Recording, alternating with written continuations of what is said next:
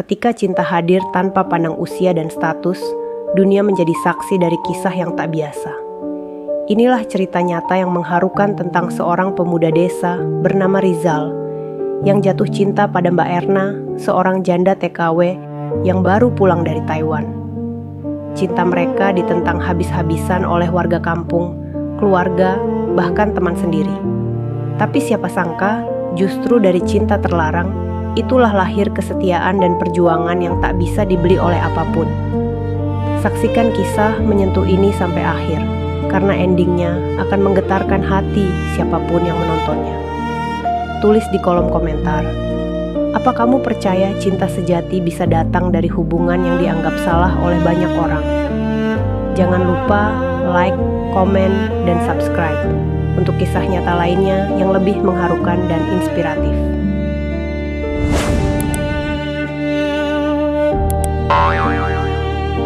Aku Erna Janda, umurku 36 tahun. Sudah 2 tahun sejak aku kembali dari Taiwan. Setelah ditinggal suamiku yang meninggal karena serangan jantung, aku putuskan jadi TKW demi anak semata wayangku, Andini. Tapi yang tak pernah kubayangkan, aku akan jatuh cinta lagi, bukan dengan duda, bukan dengan pria sekaya mantan majikanku, tapi dengan Rizal, pemuda desa tetanggaku sendiri, yang usianya 14 tahun lebih muda dariku. Aku kenal Rizal karena dia sering bantu ibunya berjualan gorengan.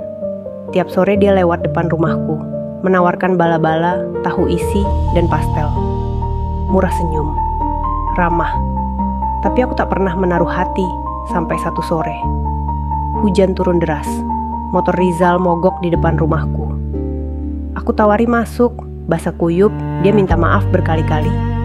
Malam itu kami ngobrol tentang hujan, tentang hidup, tentang mimpi, dan entah kenapa ada kehangatan yang sudah lama tak kurasa sejak ditinggal suami. Hari-hari berikutnya Rizal sering mampir, bantuin bersihin pekarangan. Kadang aku bikinin teh atau cemilan. Dia mulai panggilku Mbak Erna dengan nada akrab, lebih lembut.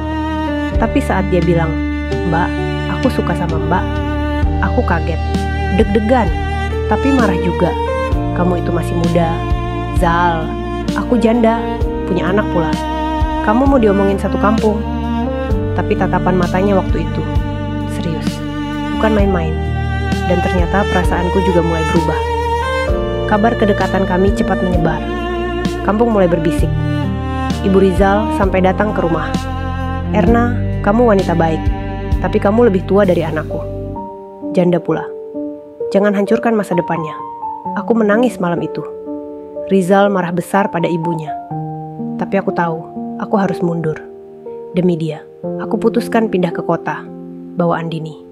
Diam-diam tanpa pamit pada Rizal. Aku hanya meninggalkan satu surat kecil. "Jangan cari aku. Jalani hidupmu, Zal. Suatu hari nanti kamu akan paham kenapa aku harus pergi. 3 tahun aku menghilang." Suatu pagi, aku kembali ke kampung, menengok makam ibuku. Dan di pemakaman itu, aku bertemu Rizal. Kini dia pria dewasa. Dengan mata berkaca, dia hanya berkata, "3 tahun aku cari kamu, Mbak. Aku kerja keras. Aku simpan semua kenangan kita. Dan aku belum menikah." Aku terdiam. Aku bukan anak-anak lagi. Aku sudah punya kontrakan 2 pintu, penghasilan tetap. Kalau dulu cinta kita ditolak, karena aku belum siap. Sekarang izinkan aku mencintai kamu dengan tanggung jawab penuh. Anakku Andini, yang kini SMP, bilang, "Bunda, kalau Bunda bahagia, aku juga bahagia."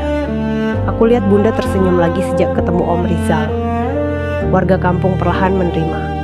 Mereka lihat keseriusan Rizal. Ibunya pun akhirnya luluh ketika tahu aku tetap menjaga diri, tak pernah menikah selama ini. Kami menikah sederhana, hanya dihadiri keluarga dekat. Banyak yang mencibir, tapi lebih banyak yang menangis haru saat Rizal menggenggam tanganku di pelaminan dan berbisik, "Kini kita bukan cinta terlarang, Mbak, tapi cinta yang akhirnya pulang."